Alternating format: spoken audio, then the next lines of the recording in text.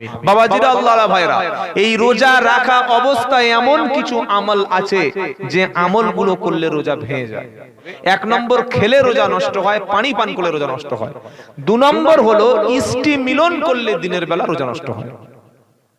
সাহারির পরে বা ইফতারের আগে স্বামী স্ত্রী, বিশেষ করে নতুন বিয়ে করেছে যারা, চেষ্টা করবেন যেন দূরত্ব বজায় রেখে থাকা। কি বলছি বুঝতে পারছেন না? সময় আছে, রমজান মাসে দুজন একসঙ্গে শুয়ে আছে, হঠাৎ করে শয়তান ঘাড়ে চেপে গেল, হয়ে গেল। শুধু রোজা নষ্ট হবে না, রোজা রেখে দিনের বেলা ইষ্টি মিলন করলে রোজা তো ভাঙবে, সাথে আরো দুটো শাস্তি আছে। কটা শাস্তি? ভালো করে শুনুন, দুটো শাস্তি আছে। এক, যে রোজাটা ভেঙেছে ওই রোজার জন্য একটা কাফারা দিতে হবে, মানে আরেকটা রোজা করতে হবে, এটা একটা শাস্তি। আর একটা হলো রোজা ভেঙে ফেলার কারণে তার জন্য টানা 2 মাস রোজা করতে হবে। ক মাস? সব মাইয়াত হয়ে গেছে, গোসল টোসল দিয়ে দাও, গোসল দিয়ে দাও, হবে না, সব মাইয়াত হয়ে গেছে, আর কোনো শব্দ নাই মুখে। রোজা যদি কেউ ইচ্ছা করে ভাই ইষ্টি মিলন করে, কিংবা হস্তমৈথুন করে, কিংবা এমন কোন কাজ করে যে কাজ করলে বীর্যপাত হয়ে যায়, শরীয়তের মাসআলা শিখে রাখুন। রোজা শুধু ভাঙবে না, আরো দুটো শাস্তি। এক, রোজার কাফারা দিতে হবে, মানে একটা রোজা করে দিতে, রোজার আরেকটা রোজা করে দিতে হবে। আর 2, 60টা রোজা টানা 60টা রোজা করে দিতে হবে। কি বলছি বুঝতে পারছেন? কিছু কিছু লোক ভাবছে, বলছে হুজুর এমনি রোজা করব না, তো ওসব শুনে লাভটা কি আছে? এমনিতে করবো না, কারণ রমজান মাস আসলে বিভিন্ন অজুহাত দিয়ে শরীর খারাপ, পেটে গ্যাস ফ্যাস বলে পার করে দেব। আর ওই রোজা দুটো বাকি থাকবে, ওই দিন থেকে একদম জামা কাপড় কিনে মার্কেটিং ফার্কেটিং করে একদম সুন্দর পোশাক পরে শেষে দুটো রোজা করবো, 28টা আর 29টা। আর এমনি তো 30 তারিখে ঈদ হবে। কি বুঝলেন? 29টা রোজা করে মাথায় সাদা পাগড়ি বেঁধে, সাদা পাঞ্জাবি পরে, আর ভালো জুতো পরে, এমন করে ঈদের নামাজ পড়তে গিয়েছে যেন খাবার শিখবেন ইমাম পালিয়ে চলে এসেছে, এরকম করে বসে আছে। আবার মাথায় সেই এখন ওই শেখদের মতো আবার পাগড়ি বাঁধে, দুবাই শেখ যারা আছে দেখেছেন না, ওরকম পাগড়ি বেঁধে কালো একটা ঝুলিয়ে নিয়ে, আওয়াজ ঝুলিয়ে নিয়েছে গায়ে, বসে আছে। যেই সালাম ফিরিয়ে দিল, ইমাম সাহেবের বুকে খুব ধাক্কা মারলো, 500 টাকা নাও, হুজুর দোয়া করে দাও। আর যারা সারা বছর রোজা করেছে তার রাজাই পড়ে, এরা জীবনে চান্স পাবে না। এই হারামখোরটা সকাল থেকে লুটেছিল যে সালাম ফিরিয়ে আগে ইমামের বুকে বুক মেলাবো, বুক মিলে চেপে ধরে 500 টাকা দিয়ে ওই যে টুপিটা খুলে ছুট দিল, ও 1 বছর আর মসজিদে আসবে। ক বছর? জোরে বলুন। এর জন্য কি রমজানে কোনো লাভ হলো? যে ব্যক্তি রমজান পেল অথচ গুনাহ মাফ করে নিতে পারল না, আমার নবী বললেন সে ব্যক্তি ধ্বংস হয়ে যাক। রোজার মাসটা পেয়ে নিজের গুনাহ মাফ করে নিতে পারল না, সে ব্যক্তি তার ধ্বংস হয়ে যাক। রমজান মাসে সাহারির আগে আমরা তাহাজ্জুদ পড়ে গুনাহ মাফ চাইব, ইফতারের আগে দোয়া কবুল হয়, ইফতারের আগে বসে বসে আমরা তাসবিহ পড়ব, জিকির করব, আল্লাহুম্মা ইয়া ওয়াসিয়াল ফাজলি ইগফিরলি, আল্লাহুম্মা আজিরনা মিনান নার। এই দোয়াগুলি ইফতারের পূর্বে বসে বসে পড়ব। ইফতারের পূর্বে আপনি বাংলা জানেন, বাংলায় দোয়া করুন, আল্লাহ আমার ক্ষমা করো, রুজিতে বরকত দাও, হায়াতে বরকত দাও। কারণ বিশ্ব নবী বলেন যতগুলো সময় আল্লাহ দোয়া কবুল করে, দোয়া কবুলের একটা টাইম হলো ইফতারের পূর্বে। ইফতারকে সামনে নিয়ে বান্দা যখন দোয়া করে আমার আল্লাহ তখন বান্দার দোয়া কবুল করে নেয়। আর আমরা কি বলি, এখন দাঁড়াও আজান দিতে বাজে, আজান হবে না, যাচ্ছি গিয়ে সেই তো খাবো, আর কোন কাজ আছে তোর? কি করি বুঝতে গিয়ে বস একটু গল্প করি, এই তাস আছে বার কর, ফোনে গেম টেম আছে খেলি না। ভাই ইফতারের পূর্বে বিশেষ করে মায়েদের বলছি, ওরা রান্না করতে করতে ছোলা, চিনি, খেজুর, পেঁপে, মানে কত রকমের আইটেম হচ্ছে। আল্লাহর বলছে আল্লাহ তুমি দুপুরবেলা খেতে দাওনি তো, সন্ধ্যাবেলা ইফতার খেতে খেতে তারাবি নামাজ কাজা করতে, এত খাবো। ফজল খরচ আর ইফতার যা করে হাফ ফেলে দেয়, হাফ খায় না। আপনি ভেবে দেখবেন, পাশের গরিব আছে, সে ছোলা চিনি পায় না, খেজুর পায় না, একটু পানি পায় না, ফিরে তাকায় না।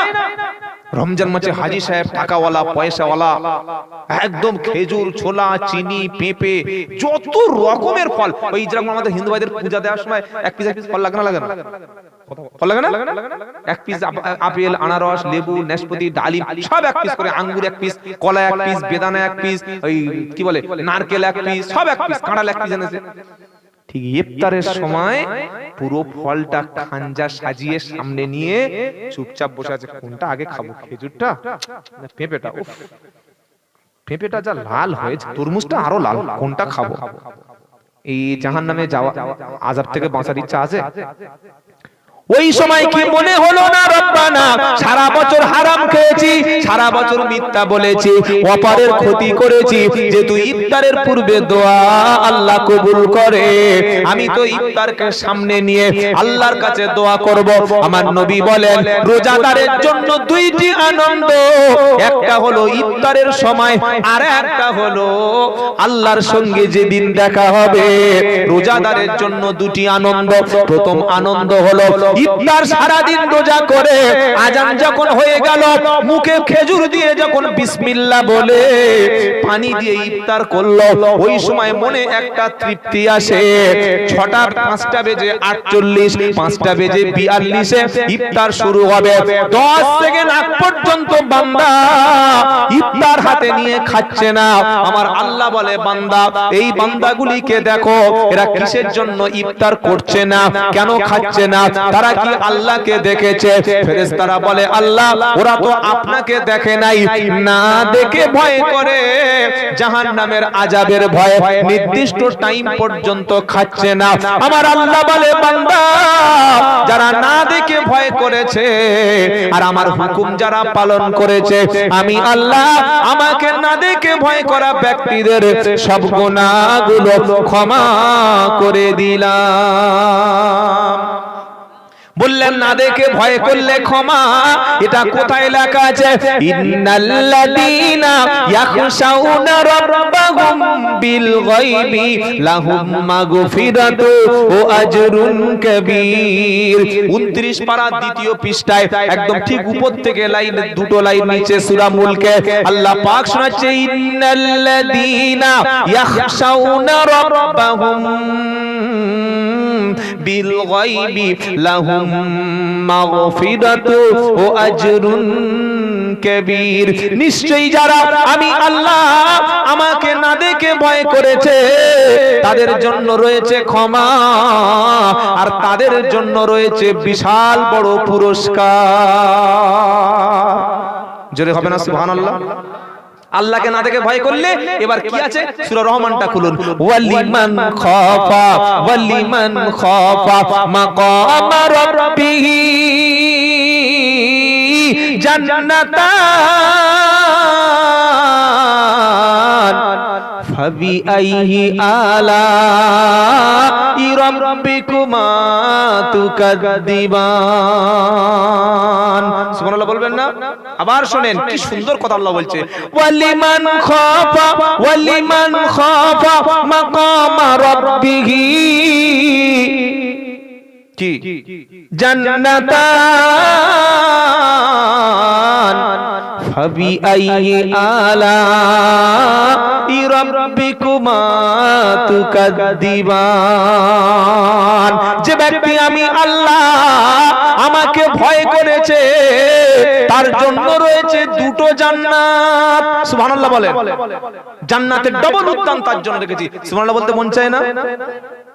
আবার সূরা জুমার খোলেন, 24 নম্বর পারা, 5 নম্বর পৃষ্ঠা, 13 নম্বর লাইন, 73 নম্বর আয়াত। আল্লাহকে না দেখে ভয় করার কথা শোনাচ্ছি। যারা রোজা করি, যদি আমি বাথরুমে গিয়ে বা গোসলখানায় গিয়ে বা এই ঘরের পিছনে ভিতরে গিয়ে একটু খেজুর খেয়ে দিই, পৃথিবীর কেউ দেখা পাবে? হ্যাঁ না বলেন না? একটু পানি খেলে কেউ দেখা পাবে না। রোজাটা হলো সম্পূর্ণ আল্লাহকে না দেখে বিশ্বাস করে ভয় করে রোজা করছি। সুবহানাল্লাহ বলে। ওয়াসিকাল্লাযীনা তাকাও রাব্বাহুম ইলাল জান্নাতি যুমারা হাত্তা ইদা জাউহা ওয়া ফুতিহাত আবওয়াবুহা ওয়া ক্বালা লাহুম খাযানাতুহা সালামুন আলাইকুম তিবতুম ফাদখুলুহা খালিদিন।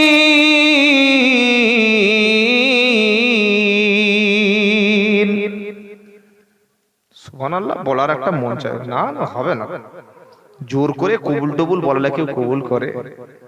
আসলে আমি প্রথমে বললাম যে বাঙালি সুর খেকো জিনিস। এতক্ষণ যদি একটা অন্য ওয়াকিয়া ধরতাম, বিশাল ঘটনা, বাবা আমার হুজুর সাহেব কত বড় হুজুর জানো, ওনার কাছে গেলে যদি কোনোদিন পানিতে ফুঁক দিতেন, এত বড় আল্লাহওয়ালা ছিল, ফুঁ দিলে সঙ্গে সঙ্গে গ্লাসটা ভেঙে চৌচির হয়ে যেত। জোরে বলুন এইবার সুবহানাল্লাহ। গ্লাস ভাঙলে সুবহানাল্লাহ হচ্ছে, আর কোরআন শুনে সুবহানাল্লাহ বার হচ্ছে না। এর মনের মধ্যে আল্লাহর কোরআনের প্রতি কোনো অ্যাট্রাকশন আছে? এই ঠিক ধরেছে, বুঝতে পারে নাই। মানে আল্লাহর কথা আমাদের বোঝা যাচ্ছে না। আল্লাহর কথা হচ্ছে, আমি যে কথা বলছি ওয়াল্লাহি আল্লাহর কসম করে বলছি, যে কথাগুলো আল্লাহ আমাকে বলাচ্ছেন এগুলো আমার বলার কোনো ক্ষমতা আছে? আল্লাহ যেটা আমার মগজে, যেটা জেহেনে এনে দিচ্ছেন সেটাই আমি বলছি। আমি যে কথা বলছি আল্লাহ কোরআন তো বলছি, আল্লাহ তো কোরআন বলাচ্ছেন। এই যে হাফেজরা রমজান মাসে তারাবি পড়ায়, পেট কেটে চিরুন, এক্সরে করুন, পেটের এই বুকের ইএমআই করুন, এমআরআই করুন, মাথার সিটি স্ক্যান করুন, গোশত মাংস পিণ্ড টুকরো টুকরো টুকরো টুকরো পিস পিস করে করে ভাগ করে দেখুন, কোরআন কোন জায়গায় খুঁজে পাওয়া যাবে? কি বলছি বুঝতে পারছেন না? হাফেজের মাথা থেকে পা পর্যন্ত যদি চিরে চিরে মাংসগুলো ছোট্ট ছোট্ট পিস পিস করেন, যে দেখি কোত্থেকে মালগুলো এরকম এত সুন্দর করে বলছে, দেখি হাফেজ সাহেবটা এত ছোট হাফেজ সাহেব কি করে বার করে, খুঁজে দেখি, বুক কেটে দেখছে কোন জায়গায় নাই, পেট কেটে দেখছে নাই, দিল কেটে দেখছে নাই, মাথার সমস্ত 1.65 মিলিগ্রাম মানে 1 কেজি 650 গ্রাম আমাদের ব্রেন ঘির ওজন। কি বলছি বুঝতে পারছেন না? এই 1.5 কেজি ওজনের মাথার ঘিলুটা পিস পিস করে কেটে গ্লাসের উপরে ল্যাবরেটরিতে পরীক্ষা করে দেখছে, কই কোরআন তো কোথাও নাই। তাহলে বলে কোত্থেকে? কে বলান? জোরে বলুন। আল্লাহর কালাম আপনাদের শোনাচ্ছি। এই বাঙালিদের জলসাগুলো, পশ্চিম বাংলার জলসাগুলো ঘটনা, কিসসা, কাহিনী, গল্প, গীবত, চর্চা, আজে বাজে হাসি ঠাট্টা তামাশা, এর পিছনে কাটি মারা, ওর পিছনে বাঁশ দেয়া, এই করে করে জলসা জলসা উঠেই ওর পিছনে কাটি মারা এই করতে শুরু করে। জি জি ইনশাআল্লাহ বাবাজিরা, আল্লাহ ভাইরা, এইবার যে কোরআনটা শোনাচ্ছি যারা আল্লাহর দিকে ভয় করে, কি বলছেন আল্লাহ? ওয়াসিকাল্লাযীনা তাকাও রাব্বাহুম ইলাল জান্নাতি যুমারা হাত্তা ইদা জাউহা ফুতিহাত আবওয়াবুহা ওয়া ক্বালা লাহুম খাযানাতুহা। এত পোকা যদি আসে গালে একটা ঢুকে যায়, চোখে একটা ঢুকে।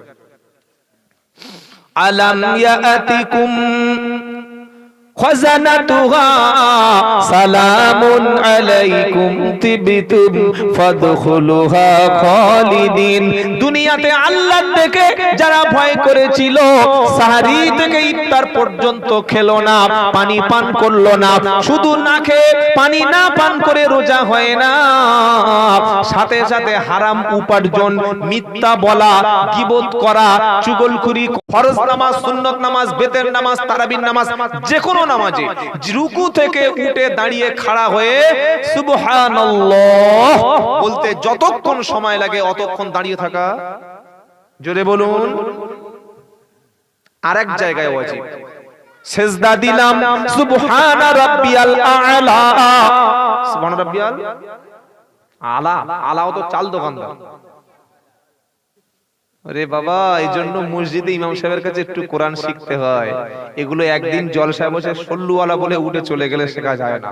ইমাম সাহেবের কাছে বসবে, সুবহানা রাব্বিয়াল আ'লা, এটা মিনিমাম 3 বার বলে 2 সিজদার মাঝখানে বিশ্ব নবী বসতেন, সিজদা দিয়ে বলে বসে উঠে নবী পড়তেন আল্লাহুম্মা গফিরলি ওয়ারহামনি ওয়াহদিনি ওয়ারযুকনি ওয়াফিনি।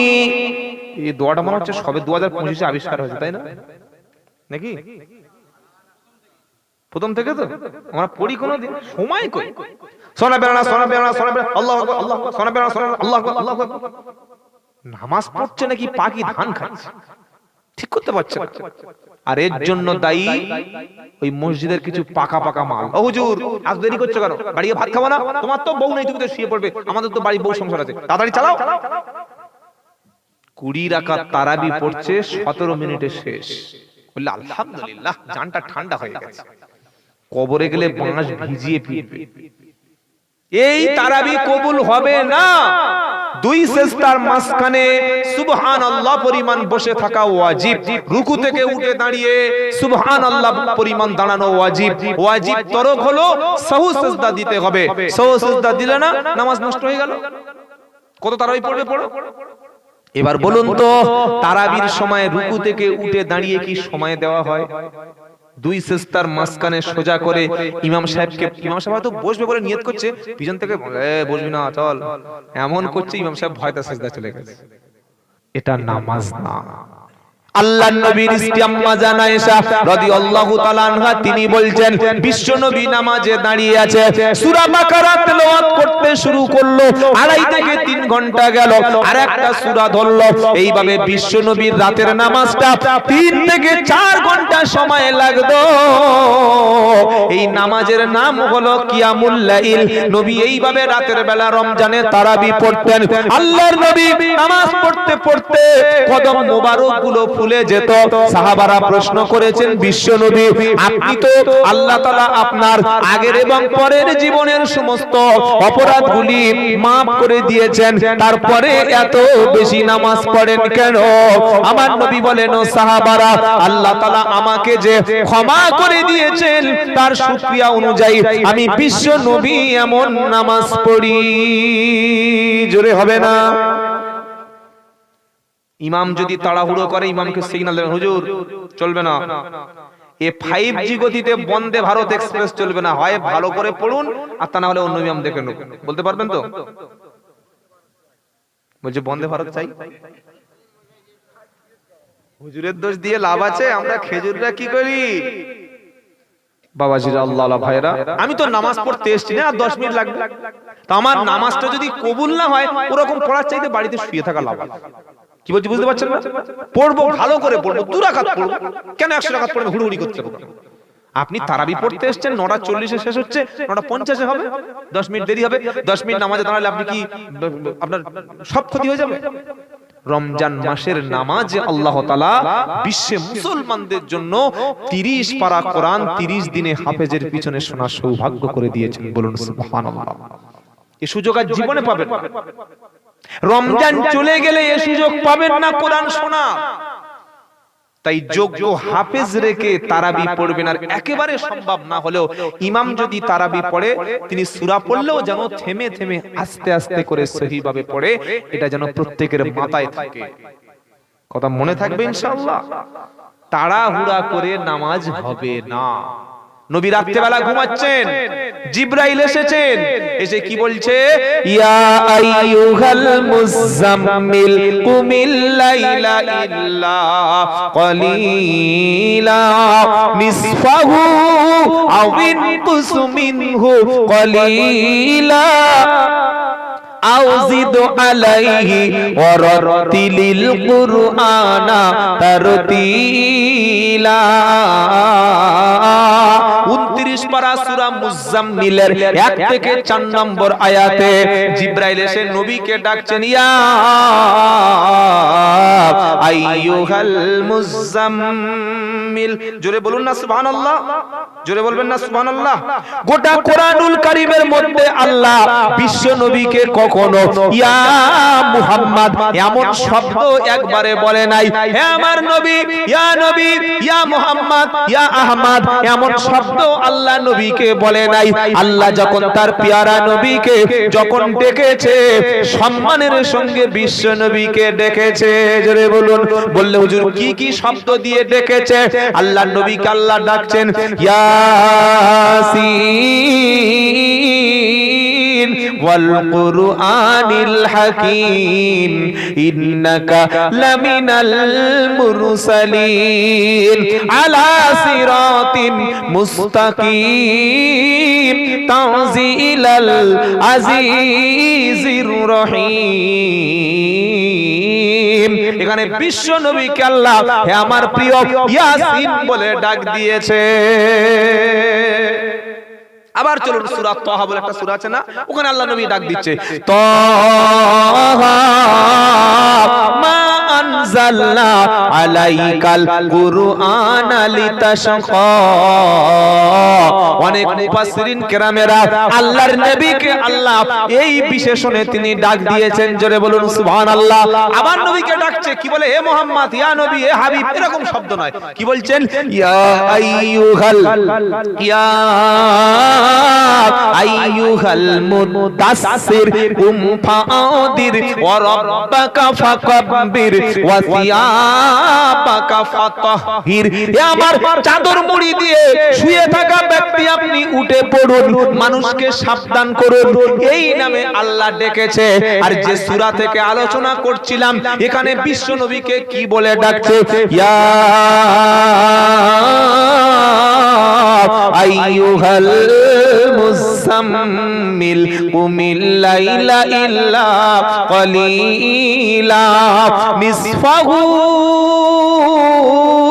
আও ইনকুস মিনহু কলিলা আও জিদ আলাইহি ওয়া রাত্তিলিল কুরআনা তারতিলা।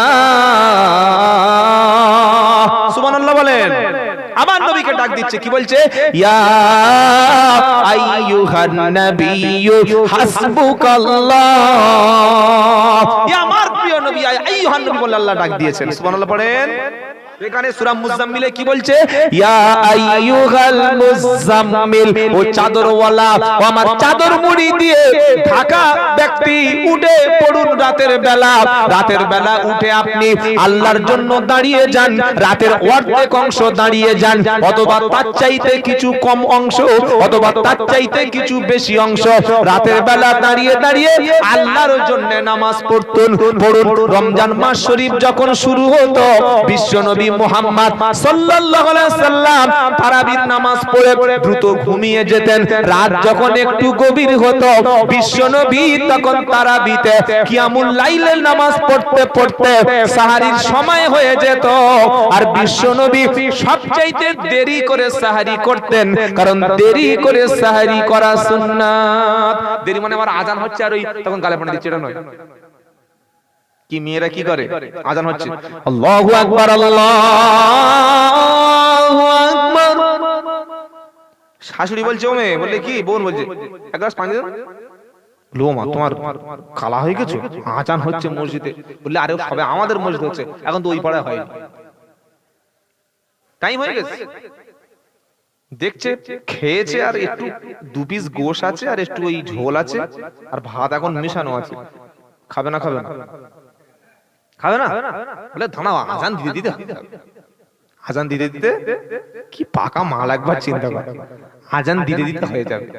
আজানের টাইম যখন হয়, সাহরির সময় যখন শেষ হয়ে যায়, আর খাওয়ার তখন কোনো বিধান থাকে না। আর আমাদের উম্মতে মুহাম্মাদির জন্য আল্লাহ তাআলা একটা সুযোগ দিয়েছেন, যে ইশার নামাজ থেকে আর সাহারি পর্যন্ত খাওয়ার সুযোগ। কিন্তু রোজা যখন ফরজ হয়, রোজা যখন আমাদের নবীর উপরে, বিশ্ব নবীর উপরে ফরজ হয়, তখন কিন্তু এই সিস্টেম ছিল না। কি সিস্টেম ছিল ভাই? তখন সিস্টেম ছিল যে ইফতার থেকে আর তারাবি পর্যন্ত, তারাবির নামাজ থেকে ঘুমানো পর্যন্ত তুমি যা খুশি খেয়ে নাও, যত পানি আছে খেয়ে নাও, স্বামী স্ত্রীর শারীরিক সম্পর্ক যা আছে করে ফেলো, ঘুমিয়ে পড়লে আর তার পরের দিন সন্ধ্যা পর্যন্ত কিছু খেতে পারবে না। কি বলছি বুঝতে পারছেন না? এটাই ইসলামের শুরুতে, মদিনায় ইসলাম যখন যায়, রমজান রোজা ফরজ হয়, তখন এই হুকুমটা ছিল। হযরতে কাইস রাদিয়াল্লাহু তাআলা আনহু, তিনি মাঠে কাজ করতে গেছেন, জমিতে গমটম চাষ করতে গেছেন। বাড়িতে ফিরে এসে বলছে, বিবি, ইফতারের সময় তো হয়ে এসেছে, কিছু খাবার আছে? তা বললে, না গো, খুব গরিব মানুষ, কোথায় পাবো? কিচ্ছু নাই? বললে, না। তাহলে একটু দাঁড়াও, পাশের বাড়ি থেকে দেখি যদি কারো কিছু খাবার টাবার আনতে পারি। বিবি খাবার এনে দেখে স্বামী সারাদিন ক্লান্ত শ্রান্ত পরিশ্রম করেছে, এসে দেখছে স্বামী ঘুমিয়ে গেছে। তাহলে ইসলামের যুগে শুরুতে প্রথম যখন রোজা ফরজ হয়, তখন সিস্টেম কি ছিল, যে ইফতারের পরে যতক্ষণ না আপনি ঘুমাচ্ছেন, না ঘুমানো পর্যন্ত খেতে পারেন, পানি খেতে পারেন, যা খুশি তাই স্বামী স্ত্রী করতে পারেন, কিন্তু ঘুমিয়ে পড়লে পরের দিন ইফতার পর্যন্ত পানি খাওয়া, কোনো খাবার খাওয়ার যেত না, যাবে না নয় বরং যেত না। কায়েস রাদিয়াল্লাহু তাআলা আনহু তিনি মাঠ থেকে ফিরে এসে ঘুমিয়ে পড়েছে, মানে আর কিছু খেতে পারবে না। রাতের বেলা খাওয়ার সিস্টেম ছিল না, পানি খাওয়া, খাবার খাওয়া সব হারাম, স্ত্রী মিলন হারাম। পরের দিন সেই ইফতার পর্যন্ত না খেয়ে থাকতে হবে। দুপুরে কাজ করতে করতে পড়ে গেছে, মাথা ঘুরে গেছে। বিশ্বনবী মুহাম্মদ মুস্তাফা সাল্লাল্লাহু আলাইহি সাল্লামের কাছে যখন গেল, খবরটা নিয়ে গেল, আল্লাহ তাআলা তখন উম্মতি মুহাম্মাদির জন্য রমজানের সিস্টেমে তিনি একটু ছাড় দিয়ে দিলেন। বলুন সুবহানাল্লাহ। দিয়ে আল্লাহ কি বললেন? উহিল্লা লাকুম লাইলাতাস সিয়ামির রাফাসু ইলা নিসাইকুম হুন্না লিবাসুল লাকুম ওয়া আনতুম লিবাসুল লাহুন্না। সুবহানাল্লাহ বলে আল্লাহ পাক শোনাচ্ছে, নবী তোমার উম্মত, তোমার সাহাবা নিয়ম ছিল ইফতারের পর থেকে ঘুমিয়ে পড়া পর্যন্ত পানি খেতে পারত, সাহরি খেতে পারত, স্ত্রী মিলন করতে পারত, কিন্তু ঘুমিয়ে পড়ার পর থেকে তারপরের দিন ইফতার পর্যন্ত খাওয়া পান করা আর কিছু করা যেত না। আমি আল্লাহ বলে দিলাম, উহিল্লা লাকুম লাইলাতাস সিয়ামির রাফাসু ইলা নিসা। হে আমার নবী, আপনার উম্মতের জন্য হালাল হলো এবার ইফতার থেকে সাহরি পর্যন্ত যত খুশি তত খাও, যত খুশি তত পান করো, স্ত্রী মিলন করো। সেখান থেকে রমজান মাসে স্ত্রীর স্বামীর সম্পর্ক আরো নিষেধ হলো না। জোরে বলুন সুবহানাল্লাহ। জোরে বলবেন না সুবহানাল্লাহ? তবে কতক্ষণ পর্যন্ত খাবে? আজান হয়ে গেছে, এখনো খেজুর খাচ্ছ, আজান হয়ে যাচ্ছে, এখনো তুমি শেষে সাহরি নিয়ে খাচ্ছ আর বলছো পাশের মসজিদে আজান হোক। কোরআন শোনাচ্ছে, কুলু ওয়াশরাবু হাত্তা ইয়াতাবায়ানা লাকুমুল খাইতুল আবয়াদি মিনাল খাইতিল আসওয়াদি মিনাল ফাজ। সুবহানাল্লাহ বলে। আল্লাহ পাক বলছেন কুলু, খাও। কি খাবে? খাও যতক্ষণ পর্যন্ত, কুলু ওয়াশরাবু, খাও এবং পান করো, অতক্ষণ পর্যন্ত খাও এবং পানি পান করো যতক্ষণ পর্যন্ত রাতের কালো অংশ দূর হয়ে দিনের সাদা অংশ প্রকাশ না পাচ্ছে। জোরে বলুন সুবহানাল্লাহ। টাইম টেবিল যখন ঠিক হয়ে গেল যে ওই টাইম পর্যন্ত তোমরা খাবার খাও, নবী বললেন তাসাহারু, সাহরি করো, কারণ ফাইন্না ফিস সুহুরি বারাকা, সাহরির মধ্যে বরকত আছে। মোটে ইচ্ছা হয় না উঠি, খাওয়ারও ইচ্ছা নাই, তবে সাহরি না করলেও কিন্তু রোজা হবে না। বলে হবে না? কি বললো? কি গো, সাহারি না করলে রোজা হবে কি হবে না? সাহারি না করলে রোজা হবে, তবে সাহারির বরকতটা পাবে না। কি বললাম বুঝতে পেরেছেন? তার দুটোর সময় ডিউটি করে ঘুমিয়েছে, উঠে দেখছে ফজরের আজান হয়ে 10 মিনিট হয়ে গেছে, ও আর খাবে? খেলে রোজা থাকবে না, রোজা হয়ে যাবে, তবে সাহারির নেকি সওয়াব পাবে না। নবী বললেন তাসাহারু, সাহারি খাও, ফাইন্না ফিস সুহুরি বারাকা, কারণ সাহারির মধ্যে বরকত আছে।